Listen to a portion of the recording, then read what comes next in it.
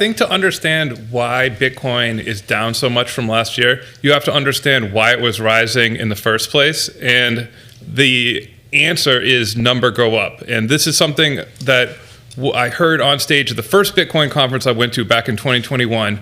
A guy was up there, straight face, saying, number go up technology. It's the price. When the price rises, it gets people's attention. More people pile in.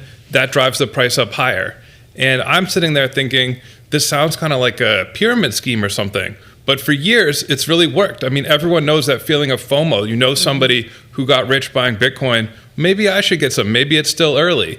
But it depends on this idea that there's going to be this next big group of buyers that's going to drive the price up even higher. And so for a time, the idea was that it would be when the Bitcoin ETFs came, then those were legal. Then it was, we're going to get a new president with more friendly regulation. That's happened. And so right now to see prices crash, even with that happening, is kind of the scariest thing of all, because Bitcoin advocates don't have like an idea of they haven't really settled on a narrative of where this next big pump would come from. Well, simply put, you create buyers, right, for any kind of asset, it's going to go up, right? Basic supply and demand.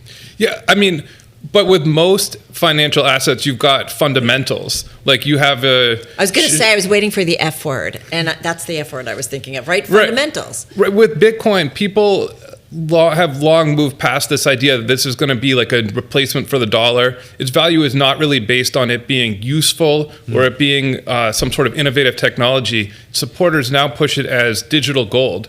But who wants to buy kind of a useless asset unless the price is going up? They're making money from it.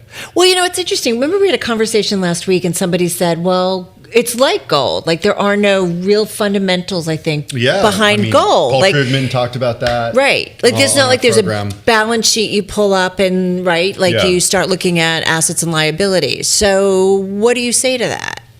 I mean, I think that that's true. Gold has, and I wouldn't be here saying, "Oh, buy gold or buy Bitcoin." I just think you're just here saying buy the book. Yeah.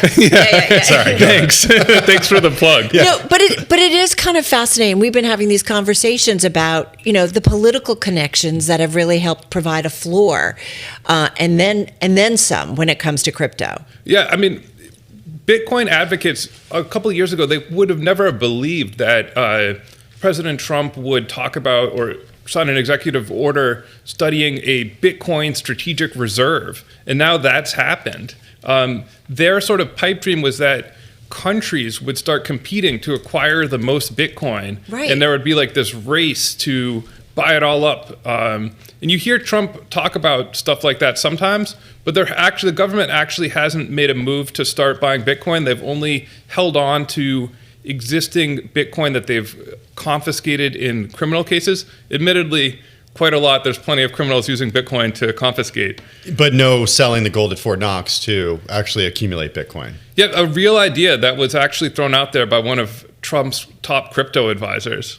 Hey, Zeke, I had this like really interesting chat with Eric Balchunas today from the Bloomberg intelligence team. He is the ETF guy. He's like a crypto guy too. And he made the point that if Bitcoin were to die, it would have died like 7 or 8 times before this. I mean, there have been times where it's seen a drawdown of more than 70% in the past, and it's like come back and gotten more and more expensive. And he argues that like the consensus of it and the fact that you have so many people around the world who've been able to keep this network going for so long kind of shows its staying power. What would you say to that? I mean, I think that's definitely true. The people who love Bitcoin love it so much and talk about it as a solution to all of the world's problems. Part of the Bitcoin pitch, I mean, it's practically religious, is that you can't sell your Bitcoin. And so this huge worldwide group of true believers does seem to provide some sort of floor to the price. Now, that said, as we've seen this big decline has come with really no catalyst.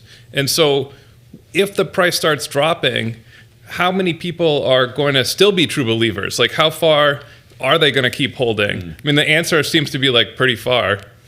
I mean, I think about even like the financial establishment, Zeke, in terms of what we have seen, I think about, your traditional Wall Street firms, the big banks who were shunning it and making fun of it and yet have embraced it, or some of your big asset managers. So I don't know, where do we go? Right. That's almost a case against it at this point. How do you make the case that you're getting in early on Bitcoin now? Right. Who is this group of people that can't buy Bitcoin previously and are going to make this big push and drive the price up? It's really hard to say. So is it not a case that goes to zero? Because you said there are these people who just find it entertaining, are very devoted to it, and it will create some kind of floor, but not like what we saw.